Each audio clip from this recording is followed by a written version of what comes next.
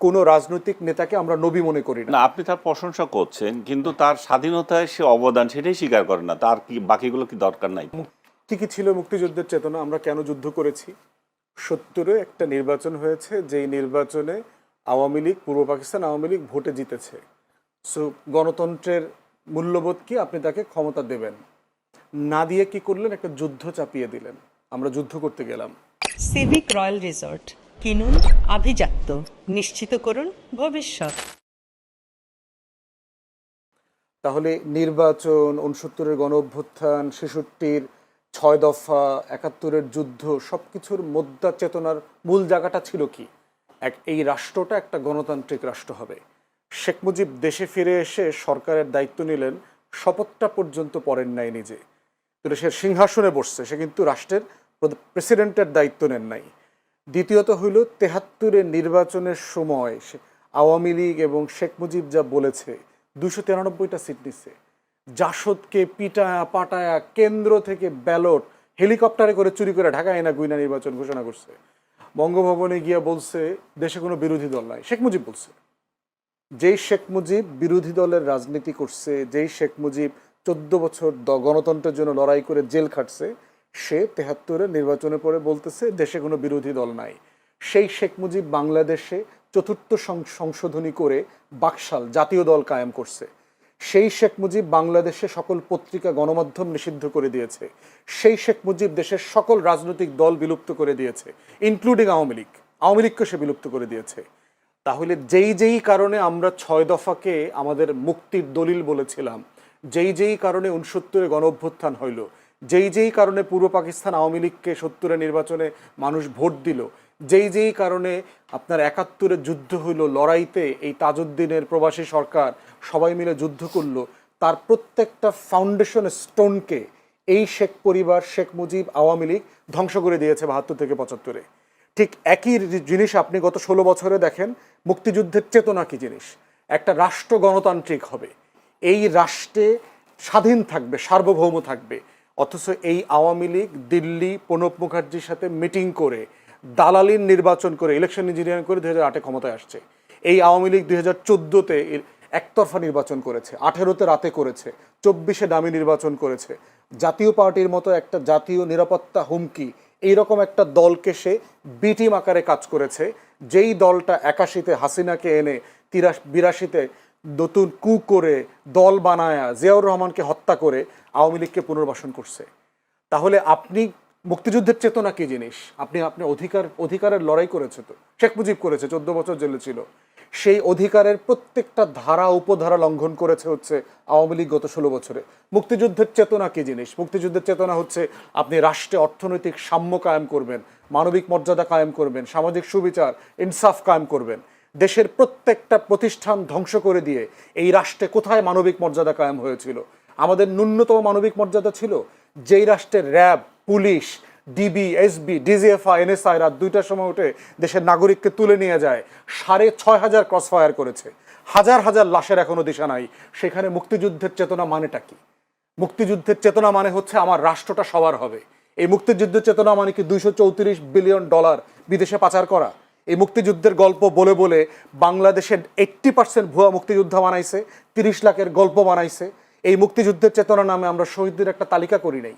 6,757 জন শহীদ মুক্তিযোদ্ধা ভাতা নেয়। তাহলে শহীদের 30 লাখের গল্প কতজন আসছে? বীরঙ্গনা 504 জনের তালিকা আছে মুক্তিযুদ্ধ মন্ত্রণালয়ে। আপনি 2 লাখ বীরঙ্গনার গল্প বলেন কেন? মিথ্যাচার দিয়ে কি রাষ্ট্রাচার হয়? রাষ্ট্র তৈরি হয়? তাহলে শেখ হাসিনা গত 16 বছর মুক্তিযুদ্ধের চেতনার নামে যা করছে, ঠিক তাই ছিল 6 দফার বিপক্ষে, 71-এর যুদ্ধের বিপক্ষে, 70-এর নির্বাচনের বিপক্ষে, 69-এর গণ অভ্যুত্থানের বিপক্ষে। অতএব এই রাষ্ট্রের স্বাধীনতা সার্বভৌমত্বের সবচেয়ে বড় শত্রু হচ্ছে আওয়ামী লীগ। ফুয়াদ আরেকটা বক্তব্য বেশ ভাইরাল হয়েছে। আপনি বলেছেন মুক্তিযুদ্ধের সময় আওয়ামী লীগ বা কিংবা শেখ মুজিব কোনো যুদ্ধে অংশ নেননি। বিষয়টা একটু যদি খুলে বলতেন। একটু লম্বা টপিক, এখন আপনি এই আলোচনা ঢুকবেন কিনা? বিষয়টা দেখেন, 25শে মার্চ যখন রাউন্ড টেবিল মিটিং ফেল করলো, সন্ধ্যার পরে ইতিমধ্যে ক্র্যাকডাউনের প্রিপারেশন চলছে। আওয়ামী লীগের নেতারা খবর পেয়ে গেছেন রাতে ক্র্যাকডাউন করবে। তাজউদ্দিন আহমেদের ডায়েরিতে পড়বেন লিখছে, তাজউদ্দিন আহমেদ 32 নম্বরে গেছে, গিয়ে বলতেছে মুজিব ভাই আমরা তো পালাইতে হবে কিছুক্ষণ পরে। তো আপনার একটা বক্তব্য, এবং সে একটা রেকর্ডার নিয়ে গেছে, কাগজ কলম নিয়ে গেছে, যে আপনি একটা বক্তব্য রেকর্ড করে দেন, আমরা তো ছিন্ন বিচ্ছিন্ন হয়ে যাব, দেশে যুদ্ধকে অর্গানাইজ করতে হলে আপনার একটা বক্তব্য লাগবে। সেটা দিতে অস্বীকার করেছে। এরপর বলছিল ঠিক আছে আপনি কাগজ কলম একটু লিখে দেন, লিখে একটু সাইন করে দেন, আমরা কি পড়বো আপনার পক্ষ থেকে, মানুষকে জানাবো, এটা প্রয়োজন আমিই পড়বো আপনার তরফ থেকে। সে বলতেছে আজকে ক্র্যাকডাউন হবে, আমি এটার বিরুদ্ধে প্রতিবাদ করে দিছি অলরেডি, এগুলো মেনে নেব না। 27 তারিখে হরতালের ডাক দিয়েছি, বাসায় গিয়ে নাকে তেল দিয়ে ঘুমা, 27 তারিখ হরতাল হবে। শেখ মুজিব 25 তারিখে পালানোর আগে সে 27 তারিখে হরতালের কর্মসূচি দিয়েছে। পালিয়েছেন বলছেন? অবশ্যই পালিয়েছে। সে ক্যান্টনমেন্টের সাথে অ্যারেঞ্জমেন্ট করেই পালাইছে। ক্যান্টনমেন্ট থেকে গাড়ি আসছে, তার সুটকেস রেডি করে দিয়েছে তার ওয়াইফ, পুরো বর্ণনা আসছে হিস্ট্রির বইগুলোতে, দেখেন সে আসতে পালায় চলে গেছে। তো এই হলো শেখ মুজিবের যুদ্ধ। পরবর্তীতে দেখেন তাজউদ্দিন আহমদের ডায়েরিতে এই কথা লেখা আছে, মুজিব ভাই আপনাকে তো কখনো বলতে পারলাম না যুদ্ধটা আমরা কিভাবে করেছি, কিভাবে অর্গানাইজ করেছি। শেখ মুজিব মুক্তিযুদ্ধের গল্প কোনোদিন 71-এর প্রবাসী সরকারকে ডেকে এনে জিজ্ঞেস করেন নাই, কোনোদিন জানতে চান নাই। বহুবার তাকে বলা হয়েছে, সে কোনোদিন মুজিবনগরে যায় নাই। তাজউদ্দিন আহমেদ বারবার রিকোয়েস্ট করছেন, বহুবার বলা হয়েছে যে আসেন মুজিব ভাই একটু আপনি বৈদ্যনাথ তলাটা দেখে আসেন, আমরা ওই পার থেকে পালায় এসে কিভাবে একটা মঞ্চ করে স্বাধীনতার ঘোষণাপত্র দিলাম, আপনাকে রাষ্ট্রপতি ঘোষণা করলাম, এটা তো আপনাকে দেখতে হবে। কোনোদিন যায় নাই সে সেখানে। অতএব সেই বাস্তবতায় দেখতে হবে যুদ্ধটা কারা অর্গানাইজ করছে। যুদ্ধ অবশ্যই তাজউদ্দিন আহমদের নেতৃত্বে, বাকি যারা পালিয়ে গেছেন ভারতের সহায়তায়, এবং এই ব্যাপারে দ্বিমত আছে যে আমাদের প্রবাসী সরকার করাটা ভারতে ঠিক হয়েছে কিনা। সেক্টর কমান্ডাররা কিন্তু রাজি ছিলেন না। জেনারেল ওসমানী থেকে সবাই বলেছেন যে আমরা চিটাগং হিল ট্র্যাক্সে করব। যেমন ফুয়াদ আমরা কিছুটা ক্লিয়ার হয়েছে, একটু যদিও একটু জানতে চাই আমি আনিস আলমগীর কাছে, অনেক সময় বা দেওয়া আছে, অনেক সময় পাবেন উনি, অনেকক্ষণ বলেছেন ব্যারিস্টার আসাদুজ্জামান ফুয়াদ। মুক্তিযুদ্ধের ইতিহাস ঐতিহ্য, যদি ব্যারিস্টার আসাদুজ্জামান ফুয়াদের এই অভিযোগের কথা বলি, শেখ মুজিব শেখ হাসিনা শেষ করেছে ইতিহাস ঐতিহ্য, কি বলবেন আপনি? প্রথমে আমি বলবো যে ফুয়াদ একটা রাজনৈতিক দলের মহাসচিব, উনি যেভাবে বলছেন এটাতে আমার বলার কিছু না। ওনারা রাজনৈতিক দলের নেতা হিসেবে যা ইচ্ছা তা বলতে পারেন, আমরা বলতে পারি না। আমরা বলতে পারি না বললেই ফুয়াদ আশ্চর্য হচ্ছে, আমাকে কেন হত্যা করা হয়নি, যেটা আমাকে কেন গ্রেপ্তার করা হয়নি, আমি কিভাবে বেঁচে আছি, যেটা নিউ ইয়র্কে পলাতক একটা ইউটিউবার প্রতিদিন এগুলো বলে বেড়ায়, আমি জানি না তার সাথে কিভাবে এই সুর মিলে গেল। সে প্রতিদিন ভিডিও বানায়। আনিস আলমগীর কেন এখনো বেঁচে আছে, তাকে হত্যা করা হয় না কেন? ফুয়াদের ওনার সুরে কথা বলছেন, হত্যার কথা বলি নাই, এটা মিলে গেছে আর কি। হুমকি দেওয়া হয়েছে কিনা আপনি সত্য কথা বলার তো জন্য সেটা জানতে চাই। এইভাবে যদি ট্যাগের রাজনীতি চলতে থাকে আমাদের করার কিছু নাই। আর আওয়ামী লীগ সম্পর্কে উনি যেগুলো বলেছেন, আওয়ামী লীগের কোনো নেতা কর্মী যদি থাকে তাদেরকে যদি টকশোতে যদি ডাকার আপনাদের সাহস থাকে তাদের কাছ থেকে শুনেন। আমার কোনো ঠেকা নাই যে আওয়ামী লীগকে। সাংবাদিক হিসেবে আপনি কি মনে করেন? আমি সাংবাদিক হিসেবে বলবো যে ফুয়াদ একজন রাজনীতিবিদ হিসাবে যে বঙ্গবন্ধুকে নিয়ে যেগুলো বলছেন এগুলো খুবই শিশু সুলভ কথাবার্তা। যে বঙ্গবন্ধু স্বাধীনতা চান নাই, যে লোক জীবনের সিংহভাগ কাটিয়ে দিলেন এই দেশকে স্বাধীন করার জন্য, তিনি স্বাধীনতা চান নাই, উনি ওই রাতে পালিয়ে গেছেন। ওই রাতে উনি খুব ভালো করেই জানেন যে আর্মিরা কাকে চায়, আর্মিরা যদি ওনাকে না পায় এদেশে কেমন ম্যাসাকার করবে, ওনার বলা বহুবার বলেছেন। আমি তাদের আমাকে করেছে বলছে আমাকে ওরা ওদের টার্গেট, আমি যখন ধরা পড়বো তখন আর বিষয় না। আর উনি যদি পালিয়ে যেতেন তাহলে পাকিস্তান এই ন্যারেটিভ তৈরি করতে যে দেখো ভারত এটা করছে, ভারত থেকেই আমাদের এই হচ্ছে মুজিব হচ্ছে ভারতের চর, এইভাবে যেটা এখনো এরাও বলে মুজিব হচ্ছে ভারতের চর, এভাবে এরা এখনো মানে দুঃখে ফেটে যায়, ওদের কলজা ফেটে যায় যে কীভাবে এই সোনার পাকিস্তান থেকে আমরা পাকিস্তান থেকে আমরা আলাদা হয়ে গেলাম। সে এদের এরা এই যে যারা 2.0 স্বাধীনতা, তো এইটা নিয়ে নতুন করে কিছু বলার নাই। শুধু আমি একটা সংশোধনী দিতে চাই ফুয়াদকে নিজে জানার জন্য। এই যে 71 এই যে 25শে মার্চের রাতে বঙ্গবন্ধু যে স্বাধীনতার ঘোষণা দিয়েছেন সেটা আমার ফ্যামিলি সাক্ষী, অন্য কেউ না। আমার চাচা উনি চিটং ছাত্রলীগের নেতা বখতিয়ার উদ্দিন চৌধুরী, উনার নেতা হচ্ছেন জহুর আহমেদ চৌধুরী। রাত 12টার পরে তারা মাইকিং করেছেন রিক্সা নিয়ে, বলে যে তোমরা যাও বঙ্গবন্ধু স্বাধীনতা ঘোষণা করেছে। এটা রাত 12টার পরে এটা তারা সারা চিটং শহরে মাইকিং করেছে, বঙ্গবন্ধু স্বাধীনতার ঘোষণা দিয়েছেন। এখন এটা কিভাবে দিয়েছেন, এটা ওহি থেকে পাইছেন না পাইছেন সেগুলো আমি জানি না, বাট উনি দিয়েছেন। এবং পরের দিনের ইন্টারন্যাশনাল পত্রিকাগুলোতে বঙ্গবন্ধু স্বাধীনতা ঘোষণা দিয়েছেন, এগুলো তো আছে, এগুলো তো ডকুমেন্টেড, এগুলো নিয়ে তর্ক করার সময় ব্যয় করা। সত্য হলে তাজউদ্দিন আহমেদের ডায়েরি তো, তাজউদ্দিনের ডায়েরি কি না আছে কে কীভাবে প্রকাশ করছে, তাজউদ্দিনের কি, সেটা নিয়ে আমি ইয়ে করবো না। আমি যেগুলো আমি দেখছি, আমারগুলো আমি দেখছি, আমি আমারগুলো বলতেছি, আমার ব্যক্তিগত অভিজ্ঞতা থেকে বলছি, আমার সংবাদপত্রের ইতিহাস থেকে বলছি। কার ডায়েরিতে কে কী গল্প লিখলো সেটাতে আমি যাচ্ছি না। আরেকটা হচ্ছে যে আমি যেটা বলতেছি যে আর আইন শৃঙ্খলা পরিস্থিতি আমাদের মানে ও বলছে যে এমন পরিস্থিতি তৈরি হয়েছে যে মানে শেখ হাসিনা, মানে শুনলে মনে হয় যেন শেখ হাসিনা কত বছরে এই দেশটাকে ধ্বংস করে দিয়েছে, কিছুই করে নাই। আমাদের যে এই সরকারের অনেক উপদেষ্টা যে বলে আমরা এটা পেয়েছি, আমাদের এটা ভিত্তি এত স্ট্রং, আমাদের অর্থনৈতিক ভিত্তি এত স্ট্রং, আমাদের ওই অর্থ উপদেষ্টা বারবার বলে থাকেন, মনে হয় যেন এগুলা মিছা কথা। এবং ডক্টর ইউনূস ধ্বংসস্তূপ থেকে উনি ৭১-এর স্বাধীনতা যুদ্ধের পরে মানে ৭২-এ ক্ষমতা নিয়েছেন, ক্ষমতা নিয়ে এখন এমন একটা বানাচ্ছেন যে কিছু, এই দেশটা কিছুই ছিল না, আর্মি ছিল না, ছিল না, উনিই বানাচ্ছেন সব কিছু, তাতে হয়ে গেছে। আমরা যেটা ছিল সেটাই চাচ্ছি এখন, এর আগে যেটা ছিল জনগণ সেটাই চাচ্ছে। এর আগে যে আইনশৃঙ্খলা পরিস্থিতি যা ছিল, বাজার করে যে বাজার খেতে পারছে সেটাই চাচ্ছে। এর আগে যে পরিস্থিতি ছিল বা নিজের বাড়িতে শান্তিপূর্ণ ঘুমানোর যে অধিকার সেটাই চাচ্ছে। আমরা এই সরকার যদি কিছু কাজ করে থাকে, গুম এবং খুন তো হচ্ছে, অহরহ হচ্ছে, গুমের যে বিষয়টা ছিল, গুম কালচার, যেটা যে আয়নাঘর কালচার, এইটা ছাড়া এবং ক্রসফায়ার, দু একটা হয়েছে ক্রসফায়ার এবং গুম ছাড়া এই সরকারের আর কোনো দৃশ্যমান কোনো কাজ নাই। ধ্বংস কত প্রকার এবং কি এই সরকারের আমলে মানুষ উপলব্ধি করছে। সমাজকে যে টুকরা করে দিয়েছে, একজনের ভাই লাগাচ্ছে, রাজনৈতিক ঘরে রাজনীতি লাগিয়ে দিয়েছে, এই সরকারই সব করেছে। এখন এই বলছিলেন যে গতকালও একটা অর্গানাইজেশন দিয়েছে যে ৭৮% তার সরকারের মানে প্রশংসায় মানুষ উচ্ছ্বসিত। ওই অর্গানাইজেশনের একজনের সাথে কথা হয়েছে, আমার ভাইয়ের কথা হয়েছে, তারা বলছে যে প্রথম আলো তাদের এই রিপোর্ট যেটা, সেটাকে বিকৃত, তারা বুঝেই নাই এটা কিভাবে উপস্থাপন করেছে, সেটাতে একটা হচ্ছে মানে ভুয়া বলে তারা প্রমাণিত, ভুল তথ্য, মানে কিভাবে জরিপ করতে হয় সেই বিশ্লেষণ তারা করতে পারে না, সেই কারণে এটা হয়েছে।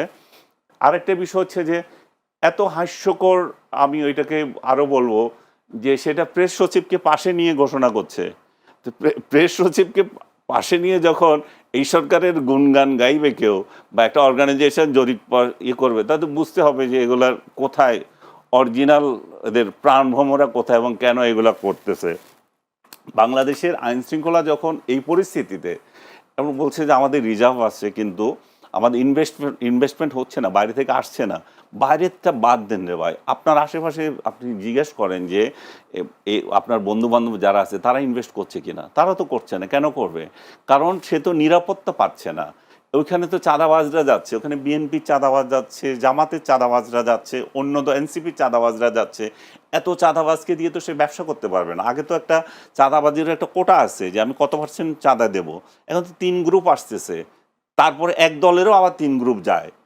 আমি কথা বলতেছি যে ভাই বিএনপি থেকেই যায় 3 গ্রুপ, কারে চাঁদা দেবো, কীভাবে করতে? এখন ইনভেস্টমেন্ট না করে তারা এইভাবে বসে আছে, এই জন্যই বসে আছে।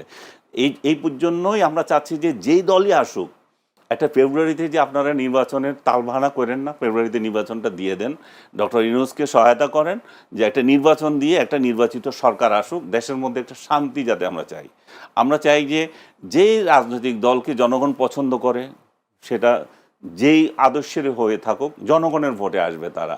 কিন্তু আপনারা নিশ্চিত করেন যে ভোটটা যাতে ফেয়ার হয় এবং মানুষ যাতে নিরাপদে ভোট দিতে পারে। আরেকটা বিষয় আপনারা তো ধরেই নিয়েছেন, জামাত আপনারা ছাড়া তার কাউরে আনবেন না, তবুও সুখে থাকে না আপনারা। আওয়ামী লীগের ভোট দিয়েন না, জামাতকে ভোট দিতে দিয়েন না, জামাত না, জাতীয় পার্টিকে ভোট দিতে দিয়েন না, নিজেরা ভোট করে তবু একটা সরকার আনেন, তবু একটা চেহারা আমরা দেখি যে কী ধরনের সুখের নহর আপনারা কিভাবে বয় দিতে পারেন।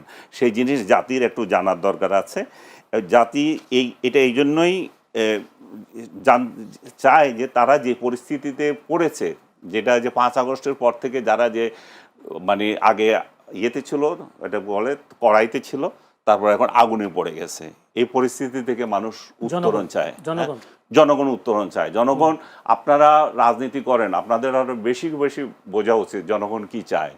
জনগণ তো বলতেছে, আপনারা জনগণের কাছে যান না, হয়তো জনগণের কথা শুনেন না, আপনারা হয়তো একতরফা শোনেন, হয়তো আপনারা আরেকটা শ্রেণী আছে ওই শ্রেণীর কাছে যান না, আপনারা ওই গল্পই শুনতে চান যে গল্প আপনাদের ভালো লাগে, যে ডক্টর ইউনূস শান্তিতে রেখেছে আমাদেরকে, ডক্টর ইউনূসের পরে আমরা যারা ক্ষমতায় আসবো তারাও শান্তিতে নহর বইয়ে দেবো।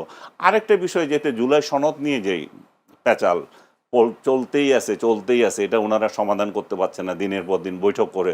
এখন হেলিকপ্টার করে, যে উড়োজাহাজে করে গেছে নিউ ইয়র্কে, সে জানি না যাওয়ার পথে সে সলা পরামর্শ কিছু করছে কিনা। ওইখানে গিয়ে 3 দলের যে নেতাকে গার্ড হিসাবে নিয়ে গেছে, সেফ গার্ড, যে ডিম মারলে যাতে ওদের গায়েও পড়ে, সেই পরিস্থিতি কালকে রাত থেকে দেখতেছি। পুলিশের জন্য নিয়ে গেছে আপনি বলছেন, হ্যাঁ? সেফগার্ডের জন্য নিয়ে গেছে। সেফগার্ড কালকে রাতেই তো দেখতেছি, সেটা দেখা যাচ্ছে যে আওয়ামী লীগ বিএনপি রাস্তায় নেমে করছে। আগে এটা আওয়ামী লীগে করতো, এখন বিএনপি বলতেছে আমাদের মহাসচিব আসতেছে, সো আমরা তো ছেড়ে দেবো না আমাদের মহাসচিবকে অপমান করা। সো মুখোমুখি বাংলাদেশকে বহির্বিশ্বেও নিয়ে গেছে, এক ধরনের ঝগড়া ফ্যাসাদের জাতি আমরা, এটা এখন ইন্টারন্যাশনালি নিয়ে গেছে। এবং ডক্টর ইউনূস সুচারুভাবে এটা তার যাওয়ার বিদায় বলে, আমি জানি না বিদায় কিনা, মানে তার শেষ বলতে পারি এটা ইউএন সেশনে। বিদেশে কেন বলছেন? শেখ হাসিনার সময় তো আমরা দেখেছি শেখ হাসিনা নিউ ইয়র্ক গেলে সেখানে বিএনপির আন্দোলন আমরা করছে, আবার বিএনপিও করছে। বিএনপি যখন খালেদা জিয়া ক্ষমতায় ছিল তখন করছে, আমি নিচে চোখে দেখে এসেছি এই কালচার। কেবল ডক্টর ইউনূসকে দোষ দেওয়া তো ঠিক না, ডক্টর ইউনূসকে দোষ দেওয়া যে এই লেভেলে ছিল না। কারণ হচ্ছে যে ওই সময়ে তারা দেশে অন্তত কথা বলতে পারতো, রাজনৈতিক দলগুলো। এখন তো এখানে তো কথা বলার কোনো শক্তি নাই দেশের মধ্যে বিরোধীদের বা বিএনপি আওয়ামী লীগের। তো তারা সর্বোচ্চ প্রয়োগটা তাহলে বাইরে করছে, এবং বাইরে তারা যে রাজনৈতিক দলগুলো যে দোকান খুলে রেখেছে, সব কটা রাজনৈতিক দল, এগুলো কিন্তু সাংবিধানিকভাবে এটাকে অ্যালাউ করে না, আমাদের আরপিওতেও এটা অ্যালাউ করে না, কিন্তু ওনারা এটা খুলেছেন বিশেষ প্রয়োজনে। এখন মনে হচ্ছে যে এটা যথার্থই ছিল। তাহলে কারণ হচ্ছে দেশে যখন কথা বলতে পারি না, তাহলে বিদেশে কথা বলবো। আমি জুলাই সনদের কথা বলছিলাম, যে ওনারা যে সনদটা তৈরি করছেন, যে পবিত্র গ্রন্থ বানাচ্ছেন, সেই পবিত্র গ্রন্থ লিখিত থাকলে হবে, এটা ধারণ করবে কে? এই চোর বাটপার যদি একই রকম থাকে, যদি এই কর্তৃত্ববাদী শাসন একই রকম থাকে, যদি আমাদের মেন্টালিটি এটা থাকে যে বিরুদ্ধ মত কেন আছে, তাকে কেন জেলে ধরা হয় না, তাকে কেন মারা হয় না, তো তাহলে এই পবিত্র বাণীগুলো তো দরকার নাই, এগুলো সব আবর্জনা হয়ে থাকবে। ধন্যবাদ আনিস আলমকে। ব্যারিস্টার আসাদুজ্জামান ফুয়াদ, একটি অভিযোগ তিনি করেছেন, বিগত আওয়ামী লীগ সরকারের আমলে শান্তিপূর্ণ ঘুমের অধিকার ছিল, নিত্য প্রয়োজনীয় পণ্য জনগণের সহনীয় পর্যায়ে ছিল, কি বলবেন?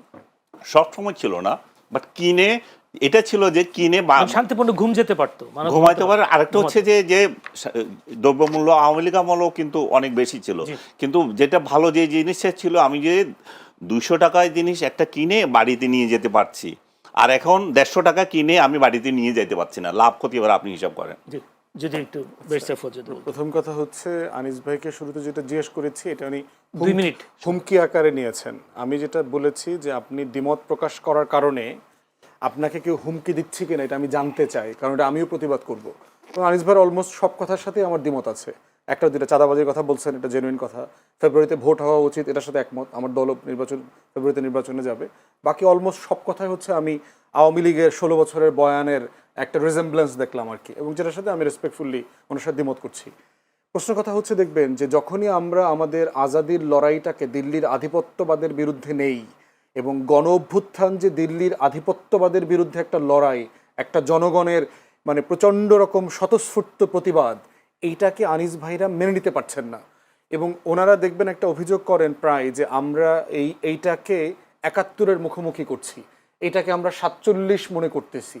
আপনি আপনি ইন্টারভিউ করেন না? আমি তো গ্রামে গত 1 সপ্তাহ গ্রামে কাটায় আসলাম, আমাদের গ্রামে যাওয়ার জন্য বলছে, কারেক্ট অ্যাডভাইস, রেগুলার যাচ্ছি, এবং ওনাদের থেকে গ্রামে গঞ্জের সাধারণ মানুষ চরে টরে গিয়ে টিয়ে সব জায়গাতে কথাবার্তা বলছি। গ্রামের মানুষদের ভিতরে কি আসলে এই জিনিসগুলো এইভাবে কাজ করে? এভাবে কাজ করে না তো। ওনারা বাংলাদেশকে এইভাবে দেখে না। আওয়ামী লীগের চোখ দিয়ে বাংলাদেশকে যেভাবে দেখা হচ্ছে, দেশের মানুষ বাংলাদেশকে এইভাবে দেখেন না। অতএব সেই জায়গাতে দিল্লির আধিপত্যবাদের বিরুদ্ধে লড়াইয়ের কথা বললেই 71কে ছোট করা হয়। শেখ মুজিবের গ্লোরিয়াস পিরিয়ডের কথা তো বললাম, 14 বছর গণতন্ত্রের জন্য লড়াই করেছেন, কিন্তু উনি শেষের জীবনের যে 3.5 বছর যা করেছেন, হিস্টোরিক্যাল রেকর্ড, যে উনি তো এগুলো করেছেন। এখন প্রশ্ন হচ্ছে, তাহলে কি ওনার আগের মহত্ব শেষ হয়ে গেছে? না, আগের মহত্ব আগের জায়গাতে আছে, কিন্তু শেষে যা ক্ষতি করেছেন রাষ্ট্রের, সেটাও আমাকে বলতে হবে। রাষ্ট্রের দায়টা এরকম, কারণ কোনো রাজনৈতিক নেতাকে আমরা নবী মনে করি না। না, আপনি তার প্রশংসা করছেন, কিন্তু তার স্বাধীনতায় সে অবদান সেটাই স্বীকার করেন না। তার কি বাকিগুলো কি দরকার নাই? না, অবদান হচ্ছে যে এটা তো ফ্যাক্টস।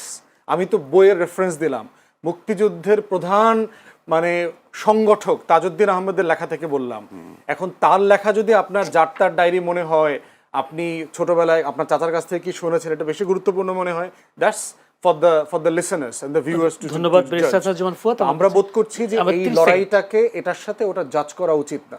প্রত্যেকটাই আমার ইতিহাসের গুরুত্বপূর্ণ লড়াই, এবং এই দিল্লির আধিপত্যবাদের বিরুদ্ধে যে লড়াই, এই লড়াইটা আমাদের লড়াইয়ের জায়গা থেকে মেনে নেওয়া দরকার। কেউ বলে নাই, জুলাই অভ্যুত্থানের কোনো ব্যক্তি বলে নাই যে তারা ৭১কে ছোট করে দেখতে চায়, তারা ৪৭ অস্বীকার করে, তারা শেখ মুজিবকে অস্বীকার করছে, ভাসানীকে অস্বীকার করছে, কেউ বলছে না। আবার তারা এটাও বলছে না যে অমুকের থেকে বড় নেতা। সব নেতার অবদান যেমন আছে, তার রাজনৈতিক ইতিহাসের ভুলও আছে, দুটোই একসাথে বলতে হবে আমাদেরকে। সিভিক রয়্যাল রিসর্ট, কিনুন আভিজাত্য, নিশ্চিত করুন ভবিষ্যৎ।